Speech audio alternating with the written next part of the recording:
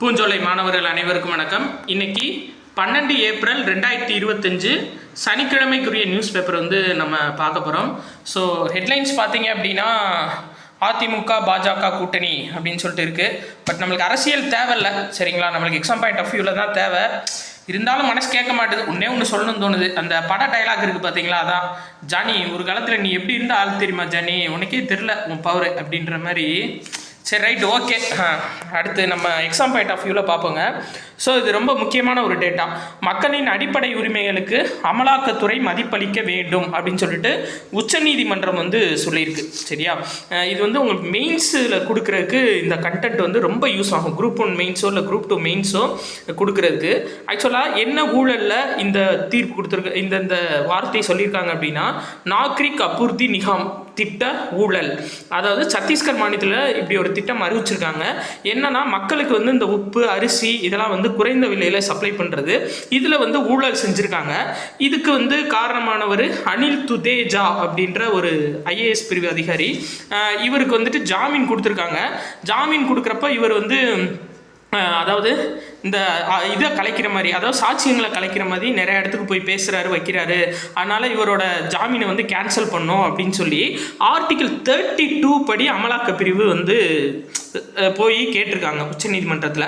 அதுக்கு உச்சநீதிமன்றம் என்ன சொல்லியிருக்காங்க அப்படின்னா, அதாவது ஒரு தனிநபர்களுக்கு அடிப்படை உரிமை பாதிக்கப்பட்டால் அவங்க நேரடியாக வந்து முறையிடுறதுக்கு தான் ஆர்டிகிள் 32. இது வந்து நீங்கள் அமலாக்கத்துறை சார்பாக நீங்கள் ஆர்டிகிள் 32-வை யூஸ் பண்ணக்கூடாது அப்படின்னு சொல்லியிருக்காங்க. அப்போ அமலாக்கத்துறை சொல்லியிருக்காங்க, எங்களுக்கும் வந்து அடிப்படை உரிமைகள்னு ஒரு சில விஷயம் இருக்குல்ல, அதையும் நீங்கள் பார்க்கணும் அப்படின்னு சொன்னதுக்கு இவங்க என்ன சொல்லியிருக்காங்க அப்படின்னா, அவருக்கும் வந்துட்டு அடிப்படை உரிமைன்னு ஒன்று இருக்குல்ல, அதாவது பேசக்கூடிய உரிமை, எங்கனாலும் செல்லக்கூடிய உரிமை இருக்குல்ல, உங்களுடைய கண்காணிப்பில் இருக்கலாம், பட் அவரோட உரிமையை வந்து எப்படி மறுக்க முடியும் அப்படின்னு சொல்லி கேட்டிருக்காங்க. ஸோ இந்த ஆர்டிகிள் 32-வை வந்துட்டு அதிகமாக எடுத்துரைச்சிருக்காங்க, சரிங்களா? சரி, ரைட், ஓகேங்க. இன்னைக்கு வந்துட்டு ரொம்ப முக்கியமான நியூஸ் இல்லை, எல்லாமே வந்து பார்த்தீங்க அப்படின்னா அரசியல் சார்ந்து தான். ஏன்னா இந்த மானிய கோரிக்கை எல்லாமே முடிஞ்சிருச்சு, சட்டசபையெல்லாம். ஸோ ஒரு சில முக்கியமான நியூஸ் இருந்தாலும் உள்ளே இருக்குங்க. அதாவது இந்த பார்த்தீங்களா, பிரதமர் மோடி உத்தரப்பிரதேசில் வந்து பேசியிருக்காரு.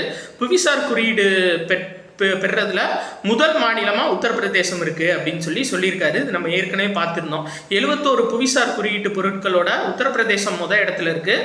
69 புவிசார் குறியீட்டோட தமிழ்நாடு 2வது இடத்துல இருக்குது, சரியா? அதுபோக 2036 ஒலிம்பிக் போட்டியை நடத்துறதுக்கு இந்தியா வந்து கோரியிருக்காங்க. இது ரொம்ப ரொம்ப ரொம்ப இம்பார்ட்டண்ட்டான ஒரு விஷயங்க, சரிங்களா? அடுத்த ஒலிம்பிக் வந்து எந்த ஆண்டு நடத்துறதுக்காக இந்தியா கோரியிருக்காங்க, இந்தியா வந்து அந்த ஒலிம்பிக் கமிட்டிகிட்ட கேட்டிருக்காங்க அப்படின்னா 2036. மறந்துடக்கூடாது, ரொம்ப முக்கியமான டேட்டா, ஞாபகம் வச்சுக்கோங்க. சரி, ரைட். அடுத்துங்க, திரௌபதி முர்மு நம்மளோட குடியரசுத் தலைவர் அவர் பேசும்போது சொல்லியிருக்காங்க, இந்தியா வந்து அடுத்த வர்ற ஆண்டுகளில் $5 ட்ரில்லியன் பொருளாதாரத்தை உருவெடுக்க போகிறோம் அப்படின்னு சொல்லிட்டு நம்ம ஏற்கனவே சொல்லியிருந்தோம். $5 ட்ரில்லியன் எப்போ ஃபிக்ஸ் பண்ணியிருக்காங்கன்னா 2030க்குள்ளே இந்தியா ஃபிக்ஸ் பண்ணது. இதுவே தமிழ்நாடு மட்டுமே $1 ட்ரில்லியன் எக்கானமி எப்போ ஃபிக்ஸ் பண்ணியிருக்காங்கன்னா 2030, சரியா? தமிழ்நாடு மட்டும் $1 ட்ரில்லியன்னா 2030, இந்தியா ஃபுல்லாக $5 ட்ரில்லியன் அப்படின்னா அது 2030 தான். அதே மாதிரி தாயின் பெயரில் ஒரு மரம் நடும் திட்டம் அப்படின்னா என்னன்னா, ஒவ்வொருத்தவங்க அவங்களோட பிறந்த நாள், சரிங்களா, அவங்களோட பிறந்த நாள் அப்போ அவங்களோட அம்மாவோட நினைவாவோ இல்லை அவங்களோட அம்மாவை வந்து பெருமைப்படுத்துகிற விதமாகவோ ஒரு மரக்கன்றுகளை நடணும் அப்படின்னு சொன்னார், சரிங்களா, பிரதமர். அது பேர் தான் தாயின் பெயரில் ஒரு மரம் நடும் திட்டம், சரியா? சரி, ரைட்டுங்க. அடுத்து இது ரொம்ப முக்கியமானது, உலகக்கோப்பை துப்பாக்கி சுடும் போட்டி நம்ம டெய்லி பார்த்துட்டே வர்றோம். அது வந்து நிறைவு பகுதிக்கு வந்துருச்சுங்க. இந்தியா வந்து 2ஆம் இடத்தை பிடிச்சிருக்கு, சரியா? முதல் இடத்துல எது அப்படின்னா சீனா இருக்குது, 3வது இடத்துல அமெரிக்கா இருக்குது, 2வது இடத்துல இந்தியா இருக்குது. உலகக்கோப்பை துப்பாக்கி சுடுதல் போட்டி எங்கே நடந்துச்சுன்னா அர்ஜென்டினாவில் நடந்திருக்கு. SSC CGL கேட்டிருக்காங்கங்க. என்ன அப்படின்னா, இப்போ நம்ம மேலோட்டமாக அர்ஜென்டினா படிச்சு வச்சுருக்கோம், அது எங்கே நடக்குதுன்னு கூட கேட்பாங்க, சரிங்களா? அர்ஜென்டினா தலைநகர் பியூனோஸ் அயர்ஸ் அப்படின்ற நகரில் நடந்திருக்கு, சரியா? அப்போ அர்ஜென்டினாவோட தலைநகர் பியூனோஸ் அயர்ஸ் அப்படின்ற இடத்துல நடந்திருக்கு. இந்தியாவுக்கு 4 தங்கம் 2 வெள்ளி வெண்கல பதக்கம், இதோட 2வது இடத்துல இருக்குது இந்தியா. ஸோ அந்த தங்கப்பதக்கம் வாங்கினவங்களே இன்னொரு தடவை பார்த்து வச்சுக்கோங்க. ஸ்விஃப்ட் கவுரு, ருத்ராம்ஸ் பட்டீல், சுருச்சி, விஜய் வீர் சித்து இவங்கெல்லாம் நம்ம தனித்தனியாக பார்த்தோம் டெய்லியும். ஸோ இன்னைக்கு ஃபுல்லாக கொடுத்துருக்காங்க. அதே மாதிரி சௌரவ் சுருச்சி இந்த 2 இணை வந்து பார்த்தீங்க அப்படின்னா வெள்ளி பதக்கம் வந்து வெண்கல பதக்கம் வந்து வாங்கியிருக்காங்க கடைசி நாளில், அதை ஞாபகம் வச்சுக்கோங்க. அதே மாதிரி 2031 ஆசிய கோப்பை கால்பந்து போட்டி நடத்த இந்தியா விண்ணப்பிச்சிருக்காங்க. ஸோ ஒலிம்பிக் அப்படின்னா 2036 மறந்துடக்கூடாது. ஆசிய கோப்பை கால்பந்து போட்டி விளையாடுறதுக்கு எப்போ விண்ணப்பிச்சிருக்காங்க அப்படின்னா 2031. இன்னொன்று பார்த்தீங்க அப்படின்னா பிஜேகே கோப்பை அப்படின்னு சொல்லிட்டு ஒரு போட்டி தொடங்கியிருக்குங்க. சரிங்களா, இது வந்து என்ன அப்படின்னா டென்னிஸ் போட்டி. சரியா, இது அப்போ கேட்பாங்க. சரியா, புனேவில் நடைபெறும் பிஜேகே கோப்பை. அப்போ பிஜேகே கோப்பை அப்படின்றது என்ன போட்டின்னு சொல்லி கூட கேட்பாங்க. சரிங்களா, டென்னிஸ் போட்டி ரொம்ப முக்கியமானது. இப்போ தான் தொடங்கியிருக்கு. சரிங்களா, அதனால் ஃபைனல் வரும்போது யார் ஜெயிக்கிறாங்க என்ன ஏதுன்னு நம்ம பார்த்துக்கலாம். சரியா, சரி ரைட் ஓகேங்க. அடுத்து வேறு இன்னைக்கு முக்கியமான நியூஸ் அப்படின்னு சொல்லிட்டு வேறு ஒன்றும் இல்லை. இந்த நியூஸ் பார்த்துட்டு அடுத்து வந்துட்டு நம்ம திருக்குறள் பார்த்து முடிச்சுக்கலாம். இது என்ன அவ்வளோ பெரிய நியூஸா அப்படின்னு சொல்லி கேட்டிங்கன்னா, அதாவது 8 இடங்களில் வந்து வெயில் 100 டிகிரி செல்சியஸ்க்கு மேலே போயிடுச்சு. இதில் மெயினாக நம்ம பார்க்க வேண்டியது என்ன அப்படின்னா குடிக்கிறது. அதாவது நீங்கள் கொஞ்சம் ஃப்ரெஷ் ஜூஸாக வாங்கி குடிச்சிங்கன்னா நல்லாயிருக்கும். ஏன்னா போன ஆண்டு சுகாதாரத்துறையை சொல்லியிருந்தாங்க கூல்ட்ரிங்க்ஸை வந்து கொஞ்சம் தவிர்க்கணும், கூல்ட்ரிங்க்ஸு தவிர்த்துட்டு குளிர் பானங்களை தவிர்த்துட்டு பழச்சாறுகள் வந்து அருந்துங்க அப்படின்னு சொல்லியிருந்தாங்க.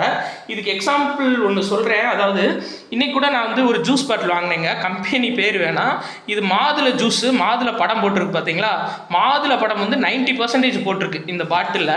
ஆனால் கொஞ்சம் திருப்பி பார்த்தீங்க அப்படின்னா அவங்களே போட்டிருக்காங்க ரீகான்ஸ்டியூட்டட் 10% பொமிக்ரேனேட் ஜூஸ்ன்னு சொல்லிட்டு. சரியா, அதாவது இவ்வளோ பெரிய பாட்டிலில் 750 ml பாட்டிலில் 10% தான் பொமிக்ரேனேட் ஜூஸாம்.